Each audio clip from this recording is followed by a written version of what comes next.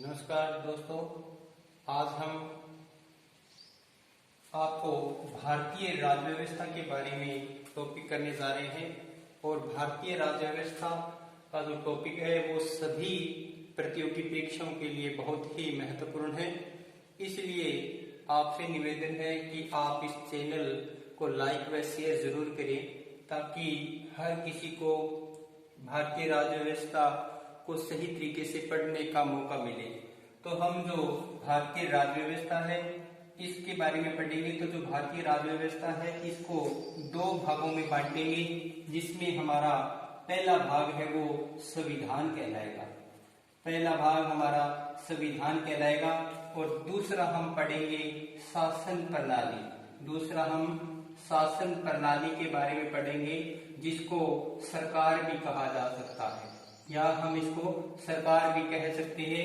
अब जो संविधान है इस संविधान को भी हम अपनी पढ़ने की दृष्टि से, ताकि हमें आगे अच्छी तरह से याद हो जाए, उसके आधार पे तीन भागों में बांटेंगे, जिसमें हमारा एक नंबर है वो संवैधानिक विकास है।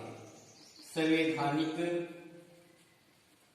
विकास को पढ़ेंगे और संवैधानिक जो विकास है उसके बाद में दो नंबर हम पढ़ेंगे संविधान निर्माण की कहानी। संविधान निर्माण की कहानी पढ़ेंगे और तीन नंबर हम इसके बाद में पढ़ेंगे संविधान का दर्शन। संविधान का दर्शन पढ़ेंगे। तो प्रिय दोस्तों, अभी संविधान है उसको तीन भागों में बांटना है, संवैधानिक विकास का क्रम और संविधान निर्माण की कहानी और संविधान का दर्शन।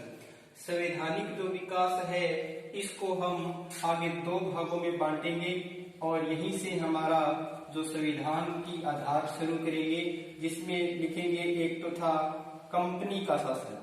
कंपनी का शासन हम पहले पढ़ेंगे। कंपनी का शासन जो 1773 ईस्वी से 1857 ईस्वी तक कंपनी का शासन था, ये पढ़ेंगे। उसके बाद में आता है ताज का शासन। हम उसके बाद में पढ़ेंगे ताज का शासन। और ताज का शासन है वो 1758 की जो क्रांति है, 1857 की जो क्रांति है उसके बाद में 1858 के अंदर भारत शासन अधिनियम के तहत 1858 में ताज का शासन शुरू होगा, जो 1947 तक रहेगा। ये अपने आज संवैधानिक विकास के क्रम में पढ़ेंगे। जो संविधान निर्माण की कहानी है उसमें सबसे पहले यही ध्यान रखना है कि संविधान निर्माण की मांग या संविधान सभा की मांग है वो सन 1895 ईस्वी में सबसे पहले बाल गंगाधर तिलक के द्वारा की गई थी। बाल गंगाधर तिलक के द्वारा संविधान सभा की मांग अपने स्वराज्य विधेयक में की गई थी सबसे पहले। उसके बाद में ध्यान रखना है आपने 5 फरवरी सन 1922 ईस्वी को महात्मा गांधी ने कहा था कि भारतीय संविधान है वो भारतीय जनता द्वारा निर्मित किया जाएगा। इस प्रकार अपने संविधान निर्माण की कहानी किस प्रकार 3 जून 1947 को माउंटबेटन योजना भारत आई और किस प्रकार अपने बात करेंगे कि जो कैबिनेट मिशन है, जो प्रधानमंत्री ब्रिटेन के प्रधानमंत्री एटली का जो मिशन है वह कैबिनेट मिशन जो जॉर्ज पैट्रिक लॉरेंस की अध्यक्षता में भारत आता है, उसी के आधार पर संविधान सभा का निर्माण होता है। उसके बारे में पूरे संविधान निर्माण की कहानी पढ़ेंगे। 9 दिसंबर 1946 को यहाँ प्रथम बैठक होगी। उस बैठक का जो अस्थायी अध्यक्ष है वो सचिदानंद सिन्हा को बनाया जाएगा। और उसके बाद में संविधान का जो दर्शन है इसमें हमने पढ़ना है संविधान की प्रस्तावना को पढ़ेंगे। प्रस्तावना पढ़ेंगे और संविधान के जो विशेषता है वो पढ़ेंगे, विशेषताओं के बारे में पढ़ेंगे। और उसके बाद में संविधान के जो मूल अधिकार है या मौलिक अधिकार है इनके बारे में पढ़ेंगे। और मौलिक अधिकार या मूल अधिकार के बाद में हमने नीति निर्देशक तत्व पढ़ने हैं और उसके बाद में मूल कर्तव्यों का वर्णन करना है। ये चीजें अपने भारतीय संविधान के इस पार्ट में पढ़ेंगे। तो सबसे पहले हम इस संविधान को ही शुरू करते हैं। तो हमारे द्वारा जो भी ये टॉपिक करवाया जा रहा है, ये सभी टॉपिक आपके लिए हर प्रकार की परीक्षा में उपयोगी होने की दृष्टि से मुख्य रूप से करवाया जा रहा है। चाहे आप आरएएस तक की तैयारी कर रहे हो, उसमें भी ये चीज है। तो हमारा जो संविधान शब्द है, इसकी बात करें तो ये कॉन्स्टिट्यूशन शब्द है, जो रोमन भाषा शब्द कॉन्स्टर से बना है, जो कॉन्स्टिट्यूट से बना है। और इस कॉन्स्टिट्यूट का मतलब होता है बनावट। दोबारा से ध्यान रखिए, संविधान है वो कॉन्स्टिट्यूशन इंग्लिश में, जो रोमन भाषा के कॉन्स्टिट्यूट से बना है, जिसका मतलब होता है बनावट। अर्थात अपने कह सकते हैं कि संविधान सभा या जनता द्वारा निर्मित नियम एवं कानून, जो नियम एवं कानून है, उन कानूनों के लिए जो एक पुस्तक तैयार हुई है, उस पुस्तक का नाम ही क्या है? संविधान है। आप ही परिभाषा ये बनेगी आपकी कि कॉन्स्टिट्यूशन जो रोमन या लैटिन भाषा का शब्द है, वो कॉन्स्टिट्यूट से बना है, जिसका मतलब होता है बनावट। अर्थात हम यूं कह सकते हैं कि भारतीय जनता या संविधान सभा द्वारा निर्मित नियम एवं कानूनों का वह संकलन या पुस्तक जिससे किसी देश के नियम और कानून बनते हैं, उसे संविधान कहते हैं। अब अपने आगे इसके बारे में बात करेंगे। तो भारत के अंदर, विश्व के अंदर बात करें संविधान के लेवल की, तो विश्व में संविधान का कंपैरिजन इसलिए है कि सबसे प्राचीन संविधान की बात करें तो ब्रिटेन का संविधान है। जो ब्रिटेन है, इसका संविधान सबसे प्राचीन है, लेकिन ध्यान रखना ये अलिखित संविधान है, अलिखित संविधान है। इसीलिए ब्रिटेन के संविधान को संयोग व बुद्धिमता, संयोग और बुद्धिमता का शिशु कहा जाता है, बुद्धिमता का शिशु कहा जाता है, ये आपने ध्यान रखना है। और विश्व का सबसे प्राचीन अगर लिखित संविधान की बात करें कि विश्व में सबसे प्राचीन लिखित संविधान कहाँ का है, तो ये है अमेरिका का। अमेरिका का जो संविधान है वो लिखित संविधान है। इसको 4 मार्च सन 1789 के अंदर लिख दिया गया था। और तीसरी बात इसमें करें कि जो विश्व में संविधान के तहत एशिया महाद्वीप की बात करें, तो एशिया महाद्वीप में सबसे प्राचीन जो लिखित संविधान है वो जापान देश का है। और जापान का जो संविधान है वो दोस्तों 1860 ईस्वी का है, 1860 ईस्वी का है जो जापान का संविधान है। इसके बाद में अपनी बात करेंगे कि विश्व का जो लिखित संविधान है वो अमेरिका का है, लेकिन ये विश्व का सबसे छोटा भी है, सबसे छोटा भी है। इसमें मात्र आर्टिकल कितने हैं? 7 आर्टिकल है। तो विश्व का सबसे ज्यादा या सबसे बड़ा लिखित संविधान है वो भारत देश का है। भारत का संविधान है वो सबसे बड़ा संविधान है। इसके अंदर बात करेंगे अपने 395 अनुच्छेद जो मूल रूप से हैं, और 12 अनुसूचियां और 22 भागों के अलावा 5 जो परिशिष्ट पाए जाते हैं वो भारतीय संविधान में पाए जाते हैं। भारतीय संविधान के जो अनुच्छेद है उनकी अनुकृति है वो चांदी के पत्रों पर की गई है। और उसी चांदी के पत्रों की बात करें तो 7.5 या 7.5 किलो चांदी का प्रयोग भारतीय संविधान के अनुच्छेदों में लगा है। अपने नेक्स्ट बात करेंगे कि विश्व का सबसे नवीन संविधान किसका है। अगर प्राचीन अमेरिका का है तो जो नया संविधान है वो नेपाल का है। और नेपाल का जो संविधान है वो 20 सितंबर का है, 20 सितंबर का है दोस्तों। 20 सितंबर को ये संविधान लिखा गया था। 20 सितंबर 2015 को नेपाल का संविधान है वो लागू हुआ था। इसके बाद में अपने ये भी देख सकते हैं कि विश्व में संविधान का स्रोत है वो बेबीलोनिया है। बेबीलोनिया की हम्मुराबी संहिता, हम्मुराबी संहिता को माना जाता है। अब ये जो बेबीलोनिया की हम्मुराबी संहिता है, इस समय जो हम्मुराबी शासक था उसके समय ये कानून था कि जैसे को तेसा अर्थात खून का बदला खून होता था, इसी आधार पर अमेरिका का संविधान, लिखित संविधान तैयार हुआ। तो सबसे इम्पोर्टेंट बात ये है कि विश्व में आधुनिक, या ऐसे लिख सकते हैं हम कि आधुनिक विश्व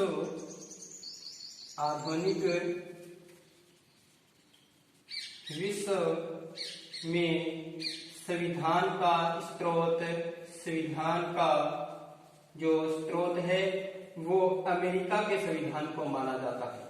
विश्व के अंदर जो आधुनिक विश्व के अंदर संविधान का जो स्रोत है वो अमेरिका के संविधान को माना जाता है। लेकिन दोस्तों, संविधान शब्द का पहली बार विश्व में जो प्रयोग करने वाले थे वो उनका नाम था सर हेनरी मैन।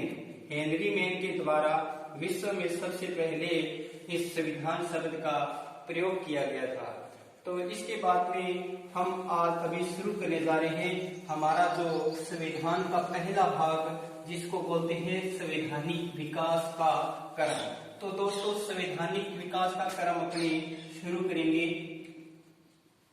संवैधानिक विकास का क्रम, संवैधानिक विकास का क्रम है, इसमें हमने पहले पढ़ना है कंपनी का शासन। कंपनी का शासन। अब जो कंपनी का शासन है, इसमें हम सबसे पहले देखेंगे कि भारत देश है, एशिया महाद्वीप में ये भारत देश है। इसी को जम्बूद्वीप, आर्यवर्त, सोने की चिड़िया और जगत गुरु आदि नामों से जाना जाता है। लेकिन भारतीय संविधान के भाग 1 के अनुच्छेद 1 में भारत को केवल भारत और इंडिया कहा गया है।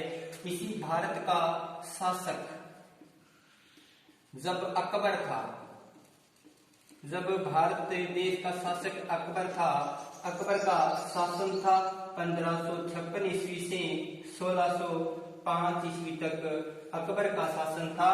और अकबर के शासन काल में ही दोस्तों, इंग्लैंड का एक विद्वान जो घूमने आया था, यात्री था, और उसका नाम था रॉल्फ फिच। रॉल्फ फिच नामक एक अंग्रेज घूमने आया था, और ये घूमने आया था 1591 ईस्वी के अंदर। जब ये 1591 ईस्वी में घूमकर वापिस कहाँ गया, वापिस ये इंग्लैंड चला जाता है। इंग्लैंड चला जाता है, तो इंग्लैंड जाकर इसने वहां या इंग्लैंड के लोगों को बताया कि समकालीन विश्व में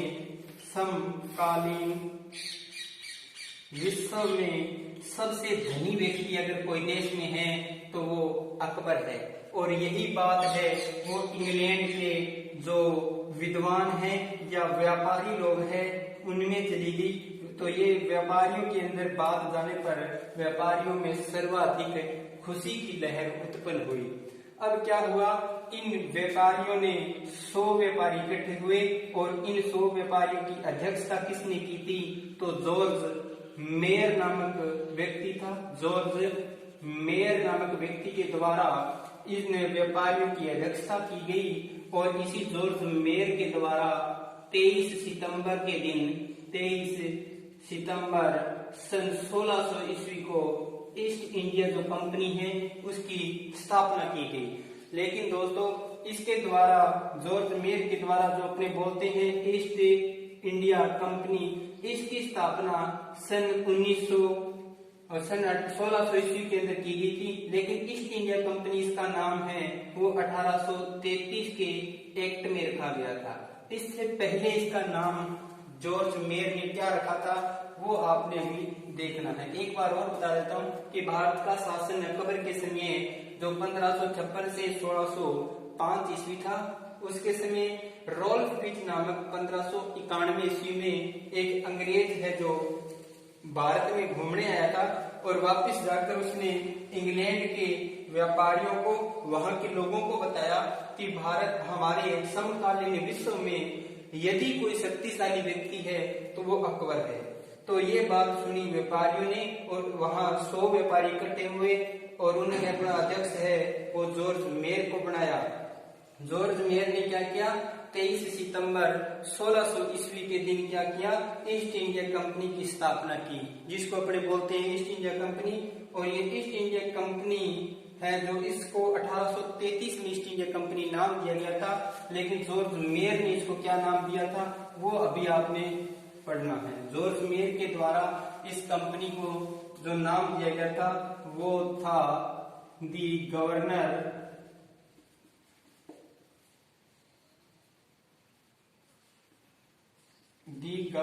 and company of merchants, the governor and company of merchants of London trading into the East Indies, ये नाम दिया था। दोबारा से बता देता हूँ कि जो जॉर्ज मेयर है इसने 23 सितंबर 1600 ईस्वी के दिन कंपनी का नाम दिया the governor and company of merchants of London trading into the East Indies, और ये सारे कागजात है वो इसने दे दिए रानी एलिजाबेथ, जो महारानी थी उस समय, उस महारानी एलिजाबेथ को सौंप दिए गए और एलिजाबेथ को दिए गए जो प्रथम थी, एलिजाबेथ प्रथम को दिए गए। और इसी एलिजाबेथ प्रथम के द्वारा इन्हीं जो कंपनी है ईस्ट इंडिया कंपनी बोलते हैं इसको 31 दिसंबर के दिन 31 दिसंबर सन 1600 ईस्वी को भारत में 15 वर्ष के लिए व्यापार की अनुमति प्रदान कर दी।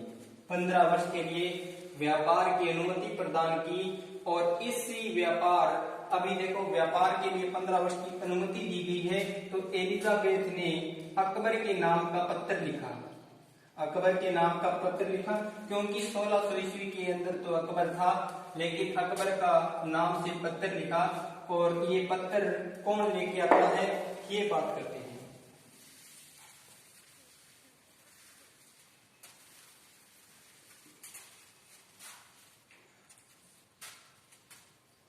अब यहां से इंग्लैंड से जो पत्र लेकर चलता है उसका नाम है विलियम हॉकिंस। ये विलियम हॉकिंस है, ये अकबर के नाम का पत्र लेकर भारत की ओर रवाना होता है और ये हेक्टर नामक जहाज पर भारत आता है और भारत में आता है सूरत बंदरगाह पर। और सूरत बंदरगाह पर आने के बाद में ये जब भारत पहुंचता है तो उस समय 24 अगस्त सन 1608 की तारीख थी।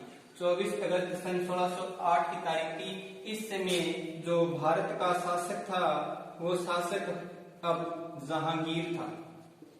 अब भारत का शासक है वो जहांगीर था और ये जहांगीर इस समय आगरा के अंदर था। तो यूं कह सकते हैं कि जो विलियम हॉकिंस और जो जहांगीर है इसकी मुलाकात है वो आगरा के अंदर हुई थी। विलियम हॉकिंस है वो हेक्टर नामक जहाज पर आया था और विलियम हेक्टर को इसलिए भेजा गया था क्योंकि उस समय मुगल दरबार के अंदर जो भाषा थी वो फारसी भाषा चलती थी और विलियम हॉकिंस है वो दो भाषा का नॉलेज रखता था, एक तो फारसी भाषा और दूसरा है जो तुर्की भाषा। इन दोनों भाषाओं का इसको नॉलेज था, इसलिए जहांगीर के दरबार में है जो विलियम हॉकिंस को भेजा गया। जहांगीर के द्वारा विलियम हॉकिंस को कहा गया कि आपको हम 400 बीघा जमीन दे रहे हैं और वो जमीन कहाँ दे रहे हैं, सूरत के अंदर दे रहे हैं। आपको ये जमीन सूरत में दे रहे हैं और सूरत के अंदर आप जाकर फैक्ट्री लगा सकते हो। अब सूरत के अंदर फैक्ट्री लगाने के लिए जहांगीर ने अनुमति प्रदान कर दी और विलियम हॉकिंस है वो सूरत में फैक्ट्री लगाने के लिए जाते हैं। लेकिन इनका जो पुर्तगाली है ये पुर्तगाली इनके द्वारा विरोध किया जाता है। अब पुर्तगालियों ने अंग्रेजों का विरोध किया तो विलियम जो हॉकिंस है इसने इंग्लैंड में पत्र भेजा और इंग्लैंड के अंदर जो पत्र भेजा उसके तहत वहां का जो सम्राट था जेम्स प्रथम, इस जेम्स प्रथम ने क्या किया, सेना भेजी और वो सेना थी नौसेना भेजी और इसका अध्यक्ष बनाया कैप्टन बेस्ट को। कैप्टन बेस्ट है उसको इसका अध्यक्ष बनाकर भेजा गया या इसको चार्ज दिया गया नौसेना का। तो अब ये जो नौसेना कैप्टन बेस्ट के नेतृत्व में सूरत पहुंचती है और सूरत के अंदर इन्हीं का समुद्री युद्ध होता है और इस समुद्री युद्ध की तारीख है 1612 ईस्वी के अंदर। किन किन के बीच होता है ये, नौसेना कैप्टन बेस्ट इनकी सेना पुर्तगालियों के साथ में युद्ध करती है सूरत के अंदर और समुद्री युद्ध बोलते हैं इसको। 1612 ईस्वी के अंदर ये युद्ध होता है।